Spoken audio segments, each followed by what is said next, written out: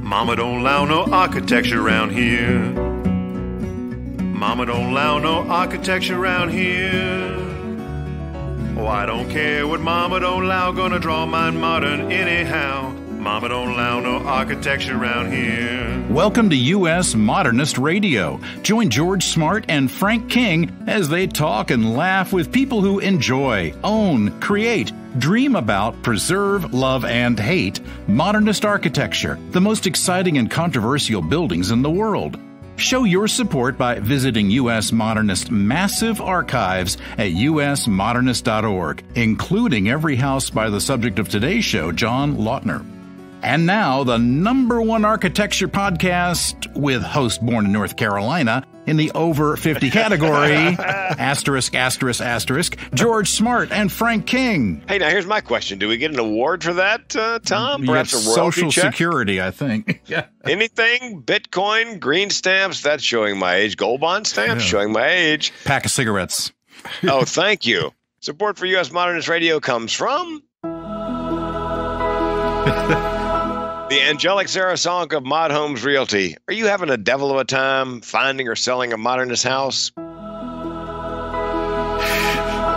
She's here to rescue you. Sarah Song is a strong, smart, single woman who's into Rumi. Is that correct? Rumi? Rumi. Or Rummy? Rumi. Samuel L. Jackson, As I Am, Taylor Swift, Over Katy Perry, taco trucks, and modernist architecture. A well-rounded young woman. She's totally into it and has the expertise, experience, and track record to close your deal. Go to modhomesrealty.com or dial 919-601-7339. Hey, thank you, Frank. Architect John Lautner was born in Michigan and worked with Frank Lloyd Wright for 6 years at Taliesin. He went on to supervise Fallingwater in Pennsylvania and the Johnson Wax Building in Wisconsin. He moved to California in 1937 to oversee the construction of 2 houses for Wright. In 1943, he left Wright to work for the Structon Company on military projects, then went on his own after a brief partnership. Lautner described his clients as either rich bastards or poor geniuses. His work was not heralded by the Los Angeles crowd, despite the fact that his designs were amazing. He rose to prominence in the 1960s with the Chemisphere House in L.A. and the Elrod residence of James Bond fame in Palm Springs.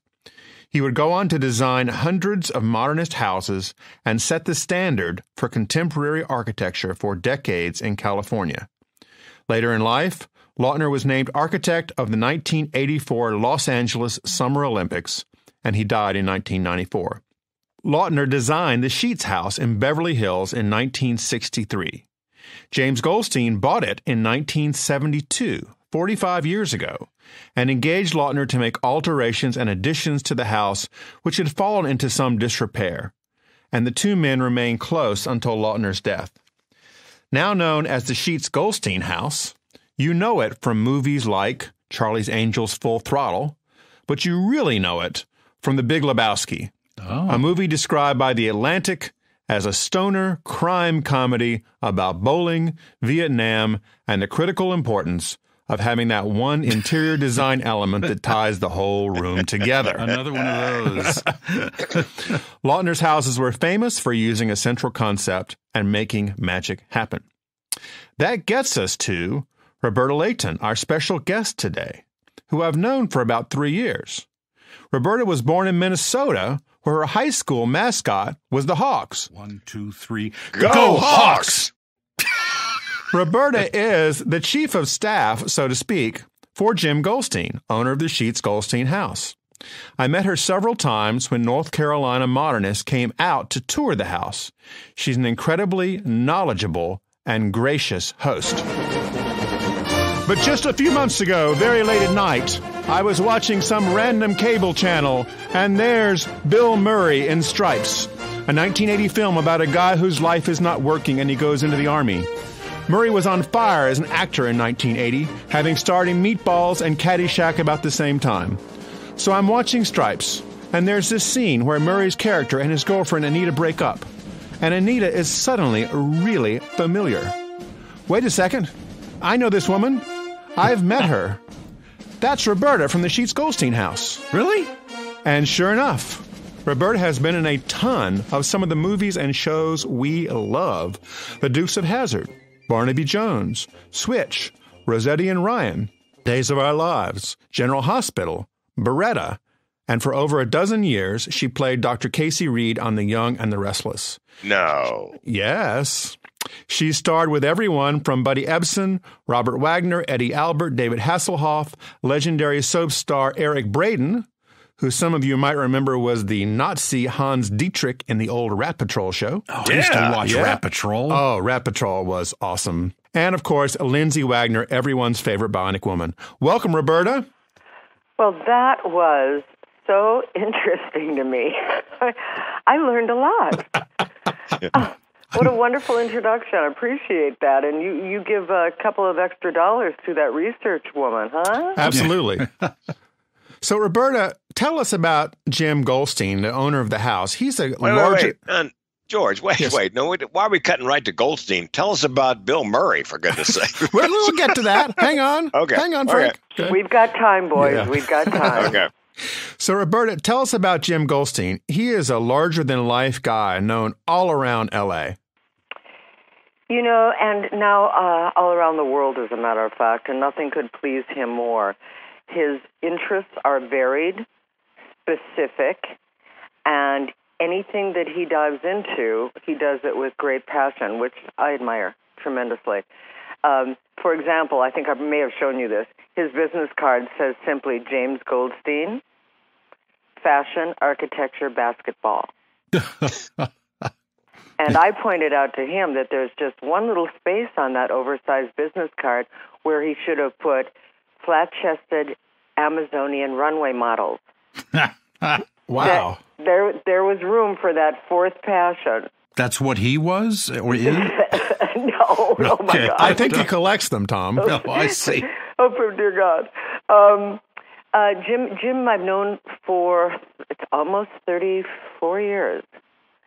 And interestingly enough, I didn't know. I'm from Minnesota. I'm from Minneapolis.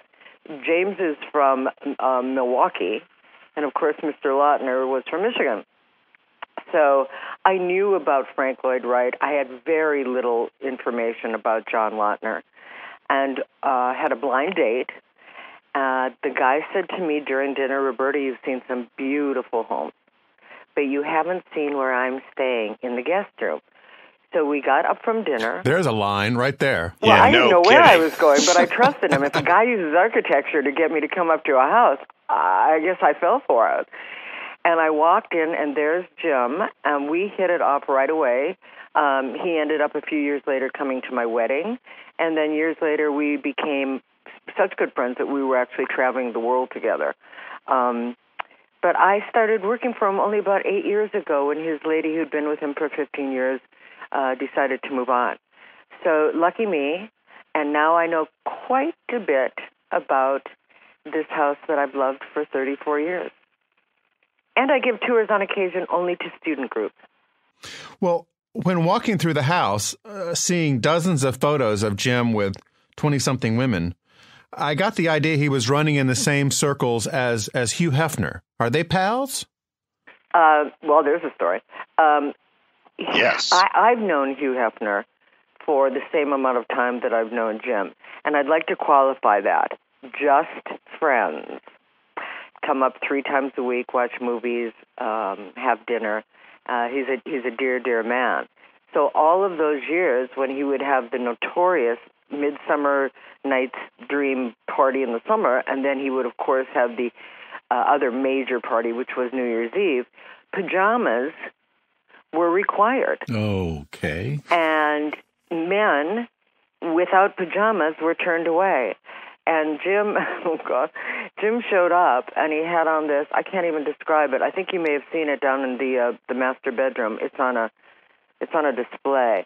It is solid silver, teeny squares woven together, and he wears it with the matching pants, and so he looks like a little bit of a Tin Man. And then he wears a very, very funky silver mask and a silver top hat with a plume feather coming out. That's how he showed up for New Year's Eve. And when he did, thinking he was just everything, Hef said, no pajamas, you go home. And I don't believe that they've communicated since. Whoa. I was there, and I saw it happen. I don't, you wear pajamas or you're not up there. So before that, had Hefner come to some of Jim's parties? Hefner had been to the house a number of times, and his brother, who passed recently, Keith, his younger brother, was very familiar with Jim's house. So let's describe for our listeners, since this is an audio medium, a little bit about what the house looks like, Roberta, as best you can. Oh, boy. I think probably most people have seen it because it is the most iconic mid-century modern. The cover of Architectural Digest, 1995. Anybody who's seen Lebowski knows that that's Jackie Treehorn's house. It's funny when I welcome people into the house, they comment on that almost before they do on John's work. It is 5,700 square feet of concrete, wood, and glass. That includes all of the walkways. If somebody showed you a picture, or if you open up any fashion magazine, I dare you today, you'll know the house. It's in constant use for shoots, be it commercial, be it still shoots, or be it events. The house proper is what most people will call me daily from God knows all over the world. That I will get a call from a student in Istanbul who said, I will be out next year, and it'll be April 3rd and 4th. Could I come for 5 minutes just to say I saw it? Whoa. And these are constant requests. But you have to keep in mind that Jim is in residence. This is his sole residence. So when he bought it in 72 and worked with John until John's death in 94, that was the whole purpose, to make this the vision that it should have been originally. But when the Sheats family, who commissioned the house, they had worked with John over in UCLA on campus because they were married professors, and they had built student housing, an apartment building, which still exists. It's in disrepair, but you can still see it over at UCLA. The travesty is finding this house and having it for their 5 kids, the dream of their life, and pulling their monies together. 2 years after they moved in, they divorced. Oh. And you know what I would have said? Yeah, I get the house. Goodbye. Yeah, get out. So yeah, bye. But no, they left. And then what got worse is between 65 and 72, when Jim purchased it, 2 other parties owned this magnificent house. And I like to say they had no money and they had no taste. So they did horrific things such as paint the concrete pea green, put the notorious, we all had it in the 70s, orange shag carpeting in the living room. And they put Formica in the kitchen. So believe me, when Jim walked in 72, it did not look like it looks today. So he waited until 79. He rang up John and he said, let's work together, and that became the bromance. And to this day, I don't believe we've had construction stop since 1979, Monday through Friday. Wow. My nerves are on edge, can you tell? Sandblasting behind my head while I'm talking to you. Every time I visited the house, there's been either a construction crew or a production crew for a commercial, or both. It's constant. We keep a written calendar and a big eraser because things change constantly. We can have 4 and 5 holds for people just wanting to hold the day for a potential shoot or event. And now that the house is not the only part of the compound, do you want to talk at all about the new entertainment complex? Yes, that was the site of the former Concannon House, is that right? That was the Concannon House. And so about 15 years ago, so you had the 2 Lautner houses around a circle. They shared the drive, and you came down into the motor court. Well, Jim was told by John, if you want to tear that down, buy the house, tear it down, you have my permission. And the preservationists were not pleased, but you imagine that Jim, of course, and John prevailed. So 15 years ago, it was a massive, massive hole. And the big deal is that it is now a nightclub called Club James. It has an infinity tennis court as the roof, being the only infinity court in the world, or as Roger Federer said, it's just the most beautiful court I've ever seen. How do you make an infinity tennis court? Well, because the property is located up in the hills, and the view from the house and now from the entertainment complex is out to all of the ocean, Pacific Ocean, and on the sparkling days, so, I call them Barbra Streisand days, you can see forever. Yeah. After the rains, you can see Catalina Island. You feel like you can just put your fingers out and pick the little sailboats out. You can see Palos Verdes Peninsula, all of downtown Los Angeles, Century City. It's probably, I would say, one of the top 5 views in Los Angeles. It's magical. So Yes. try to go up and play on a tennis court that has glass going only halfway up, and if you play like I do, you don't play here because it becomes like an Easter egg. It's like little green balls all over Los Angeles. But it is spectacular. It's that wow factor when I take people around from any country. I turn the corner and I say, "There you go," and every single person goes, "Ah!" It's that beautiful. So that's what our roof is, underneath our offices where I'm speaking to you from now. Adjacent is the Club James full-on nightclub, and I mean state-of-the-art sound, lighting, DJ booth, all done in concrete pour with aggregate floor, custom carpeting out of Belgium. It's so bloody beautiful here that people say, "Oh, I feel so sorry for you having to work in that hellhole." Is the nightclub open to the public, or is it private? It is not obviously it's not a public nightclub. Okay. Because it's in residential. Right. And we have to be very, very attuned to our neighbors who have, they've just about had it with the construction going. Most of them have just moved away out of desperation. But yes, you may, for your next birthday party, either you or Frank, just go ahead and call me. I'll give you a deal. You can rent it, and you can rent also the house for a starter, champagne, and maybe 125 of your dearest VIP friends can have a little starting champagne. And then you adjourn over maybe to the court to see the view, and depending on what you've done, the court has been made into everything from Buzz Aldrin and the Moon Rock to, every time I come around the corner, it's a different incarnation. Billionaires give billionaire wives birthday parties there, and I come around the corner, and it's white shag carpet up to my knees and torches and teepees, and I'm like, where's the tennis court? So you can do whatever you want. You can have the club, you can have the house as a starter, and you can have the infinity tennis court for a pretty penny. My budget's $199. That's good, isn't it? Geez, then you better keep saving. Yeah. Okay. Call me in another 15 years, okay? Sure. But it is absolutely stunning. We had Rihanna's birthday party here, so you're talking Mick Jagger, and look at me name drop Beyonce and Jay-Z and Leonardo, and I could go on, Bill Murray. Everybody comes here. My job is not uninteresting. It sounds like it. No, and are you the chief of staff? Or do you have a title? What is your role there, Roberta? I say I run the joint. Okay, that's good. Which would mean the property manager on my card. But what I really do is I'm executive assistant to Jim, so I kind of run it. Okay. Kind of run the show with my but coworker Kristen, and the two of us are constantly busy. But it's interesting, and it's different every day.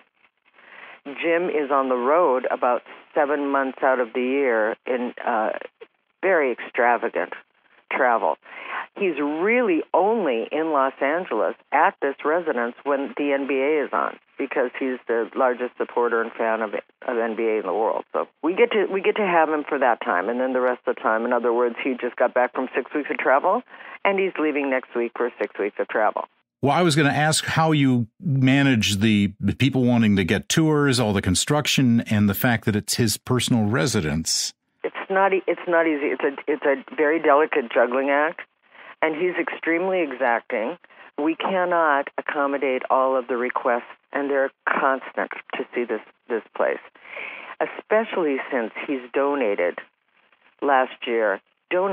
everything from his couture wardrobe to his 61 Rolls-Royce convertible to the 4 acres of jungle, the entire Sheats-Goldstein, the entire complex nightclub. I even said he donated it to LACMA, to our museum here. And I said to the head of LACMA, did he donate me? Because everything else is gone. I know how it works. Yeah. And Michael Gobbin looked at me and he said, well, better check the paperwork. But, yeah, people get confused by that because it's an endowment, you know. They don't understand when they read the front page of the paper in New York and out here and all over the world. They don't truly understand that it's going to be down the line when he is no longer here. So we have people wander down, plop right down at the just they don't understand. They even told Jim, we're here for the tour. They come right down and sit in the living room. So yes, it's a very delicate juggle that we perform here. But when it comes to student groups, architectural student groups, or Pritzker Prize winners, or people who really live and breathe seeing this place, I do my very best. And you've really done wonderful for us. Thank you. Well, you know what? I do my best for the one. I can tell. I can pretty well sense. And, I have to have a life myself. Otherwise, I'd be, like I said, I live with a cat. I have to have my weekends once in a while. But the requests never stop. And I totally get it. I get it. Well, how'd the movie The Big Lebowski come about? A request by the Coen brothers from my hometown, Minneapolis. Oh, yeah, right. Yeah. I was not working for Jim at that time, but I've seen the movie way too many times, and it was just such a treat to have them up here. And here's a funny story. Years later, how many years has it been since Lebowski came out? About 20, almost. Yeah. Get your research on that one. But it's been a lot of years. And Jim went to a gathering over at LACMA at the museum, and Jeff Bridges was there. And he said, geez, you have not even been up to the house since you did the movie. When are you going to come up again and see it? And he said, you know what? I promise you I will, Jimmy. I'll come up soon. Little did he know that he was booked at our house the next day to do a commercial. So I walked in, and there's Jeff Bridges sitting in the house, and I thought, this is too weird. I didn't know who the talent was. And Jim comes upstairs from the master, the lower level, and says, boy, you didn't waste any time. It was just so cool to see them together again. So cool. If you're sitting at your desk, hopefully you're not doing this in your car, you can Google the Sheats-Goldstein residence, and lots of great pictures will come up, particularly the one that you'll see of the triangle-shaped roof with the lights in the top. There are a lot of nighttime photos, and you see the lights reflecting on the swimming pool below. Yeah, the website's beautiful. Yeah, the classic view of the house. And I can tell you that really no photo or video does that justice to see that in person. I think you're right. And that's most people that once they say, and they walk in the living room, they go, boy, it's just not even close to what the photos, and the photos were great. Roberta, tell us about Duncan Nicholson, who died 2 years ago. What was his connection to the house and to you? Well, Duncan, it'll be 3 years. Coming up on January 20th, and that was a big blow. In the way that Lautner was protege to Frank Lloyd Wright, Duncan was, I think, less than 5 years with Lautner, but he was very, very hand-in-hand with Jim when John passed away. Everywhere I'm looking right now in this entire entertainment complex is Duncan's work. And so he was only in his 50s. Very talented, here every day, was feeling great. And then he went and got diagnosis that he thought he maybe had a little kidney stone or something. And 4 weeks later, he was gone. Oh. And that sent us all into, it was just almost too much because he's here every day and everything's fine, and then he's not. And so I spoke at a service, very, very, very respected. A lot of people turned out for him, and I think the shock factor is just still too much to even bear. So when I do take student groups through, you bet I start by saying, number one, I want to point out that when we go into the complex, the work that you see is Duncan Nicholson's. I wondered what would happen when he passed, but Jim, who could have, gone with other architects that he's known for years, even some of the people who had originally worked with Lautner, he gave the two young proteges of Duncan a shot to carry on because they were familiar with the house.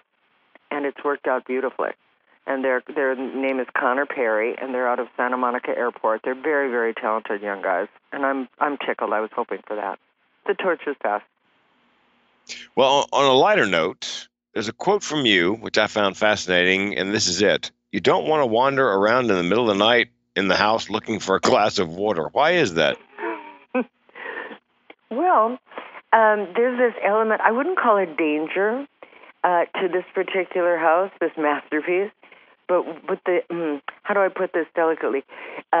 If you were in the guest room and you were a guest of Jim's, you would go and put down the screen because the broad morning light, and you would hole up in there. Because if you were to go out at night and get a glass of water or get whatever you needed out of the living room, there are walkway ledges, and they're perilous because there is absolutely no rail stopping it.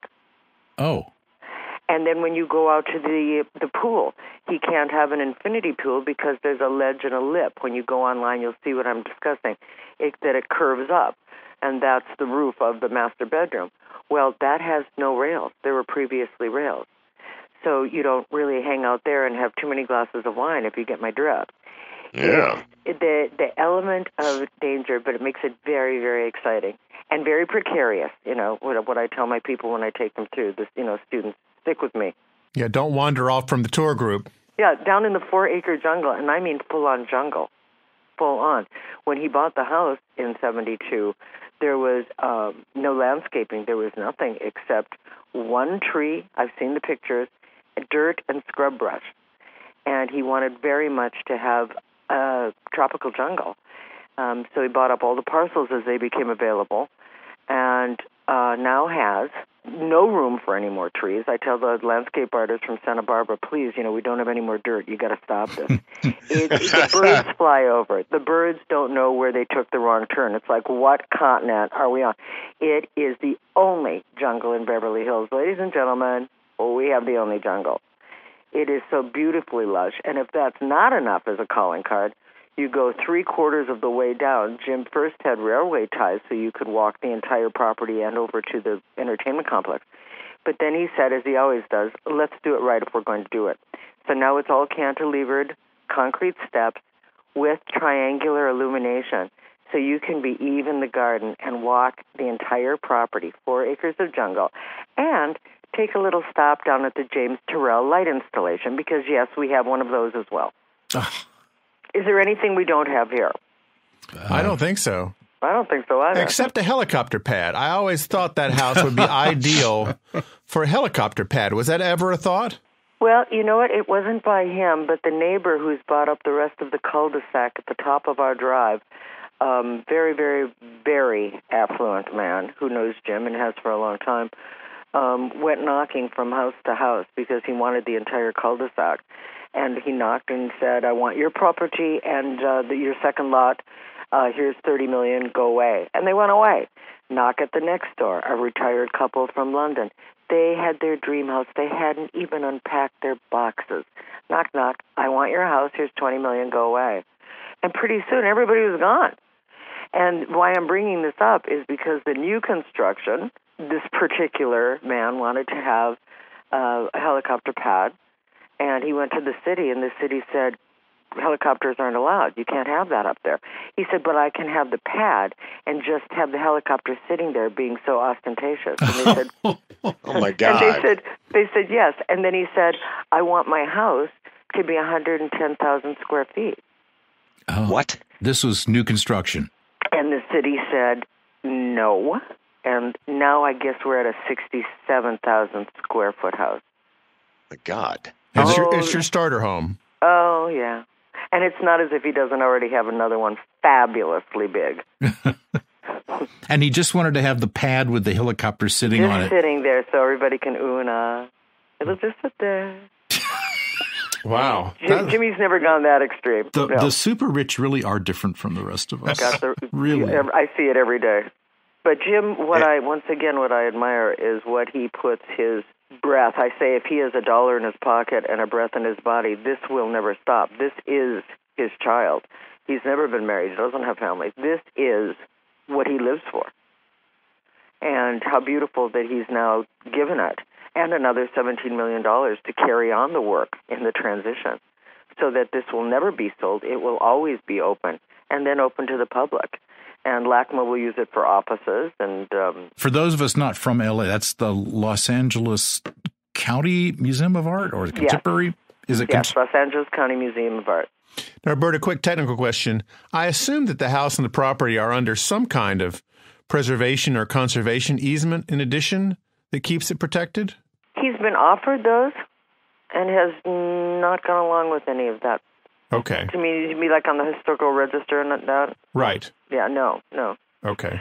But you can be absolutely assured that LACMA will make sure that this will stay on forever. Yeah. All right, now it's time for my question. As a comedian, what was it like to work with Bill Murray and Harold Ramis? Bill Murray is just about the best. He was a real hoot. It was my first. I was under contract at Young and the Restless, and the only way when I got the job offer, because I was supposed to be the one of the MPs in the movie Stripes, and I would have, it would have taken a lot of time to do that role, and I couldn't get out of contract with Young and the Restless, so I did get my first starring role. I got the credit, but it was only for a week when I wasn't shooting, so I could go down. And I flew down to Fort Knox, and I was so excited, and Bill Murray, and oh my gosh. And I checked into my little hotel room, and a knock came, and it was Bill. And he calls me Bo, and he said, Bo Leighton, we have to shoot tomorrow, and we have established that we know each other. What are you doing? And I said, nothing, I just got here. And he says, come on. So we walk out, we get in a car, and we drive around in the rain and talk about things, watch people on park benches, see the homeless, just trying to kind of get to know each other. And then he dropped me back at my room, and it turns out that he had gotten out of a production meeting, stood up and left. The director, the producers, the wardrobe, everybody that was at the table saying that he just had to go to the men's room and never came back. And that's when he came and knocked on your door? And knocked on my door and said, Bo, let's go for a ride. And, you can imagine how much they loved me. And I said, look, I didn't know. I had no idea. Yeah, really? But what a character. And then when we shot, my close-ups were important to me, as anyone's, And so when it was my turn to do my close-ups, camera on, he laid down on the floor, and he wouldn't get up. And he wouldn't work. And I thought, what is that? And I was shy. So our director says, go and work with him, get him up. And I said, Bill, you got to help me out here. Well, I don't know what's wrong, but come on. And so he went outside, and he came back like he had, he was totally full of it. He came back, and he was like wiping his nose and looked like he had, taken a couple of snorts of booze. And of course he didn't. But he just wanted to put me through all the hoops. And he was great at improv. I ended up writing every line in the show when you see it. I'm only in the beginning of the movie, but they're all my lines. And then when Rolling Stone magazine came out, it said, we really, really missed his girlfriend in the beginning, Roberta Leighton. She should have stayed through the whole movie. And that was a big deal to me. Ooh, yeah. Nice. Which meant, gee, and to this day, I watch it every time it's on. Every time it's on. It's a great movie. It really is a spectacular film. It holds its own. And, Yep. People say to me all the time, they quote lines from it. But I hadn't seen Bill for a long time, and I was down by the beach down in Santa Monica. And I saw him walking. I was with my boyfriend in the car, and I saw him walking on the street in front of a coffee house. And so I jumped out and I said, Bill, Bill.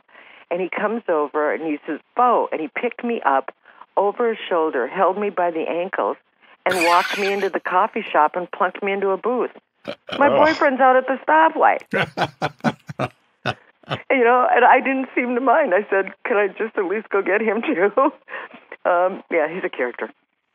And Harold Ramis, what a loss. What a loss when he passed. So, yeah, I've had a varied life. I'm truly, truly blessed to have this job. It's not a job that everyone could handle, and I'm aware of that. Sounds like you have to improvise some. I do. Yeah. I do. And once again, Jim is very exacting. As look at the people that you've had on your show. It's their project. They want it done well. And so what I've learned to do is just, do the best that I can and go home and have a glass of Chardonnay. What are you going to do? That's what I do. Roberta, you're one of the relatively few people in show business who's also into modernist architecture. Most of the stars tend to go for some kind of Spanish or Italian villa, kind of like Priscilla Presley unfortunately did with one of John Lautner's houses a few years back. Shame. How come Hollywood hasn't embraced modernism so much except to make it the evil lair in movies? I really don't know. A bigger question, why did John Lautner say that Los Angeles was the most garish and hideous city he'd ever seen? His words. And then what does he do? He builds all of his homes here. and I'll tell you a Lautner story. This is my one and only favorite. I love it. 2 years before he passed, I walked into the house. I didn't think anybody was here. I didn't see Jim's car. I walked into the house and came around the corner, and there's the big guy, John Lautner, 81, gentle giant, and I introduced myself, and I said, do you understand that you are the Beatles to me? Do you even understand how excited I am? And he started to flirt with me, and his flirting was outrageous. More than Bill Murray throwing you over his shoulder?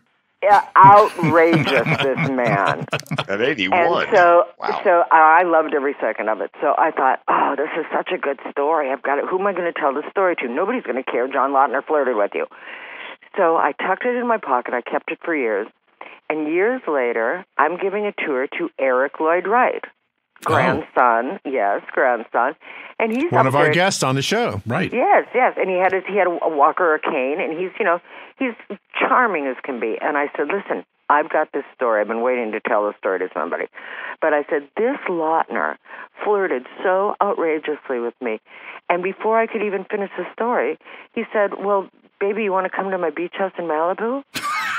And I said, Eric, your wife is standing right next to you. Right next to you. What is wrong with you architects? So now when I give an architectural tour up here, I tell that story, and then I look around at the whole group, and I say, so if any of you guys are architects, you've got a shot with me. I am going to meet my next husband, thank you to John Lautner. I am. I know it. Well, Roberta, it's been such a pleasure to have you on the show, and I really do appreciate your taking time from managing that whole complex to talk with us. Pleasure, gentlemen. Thanks again for everything. All righty. Thanks for listening. US Modernist Radio is underwritten by the Angelic Real Estate Agent for Modernist Houses, 919-601-7339. Okay, Tom, take us out. Visit usmodernist.org for more information about today's guests. US Modernist Radio is produced by Soundtracks Recording Studios in Raleigh, North Carolina. Our theme song was performed by George Smart and Robinson Earl. US Modernist Radio is a production of North Carolina Modernist Houses, a nonprofit educational archive for the documentation, preservation, and promotion of modernist residential design. I'm Tom Guild, with apologies to Sammy Davis Jr. Don't do the crime if you can't do the time. No, don't do it. George and Frank and I will be back in 2 weeks with another edition of US Modernist Radio.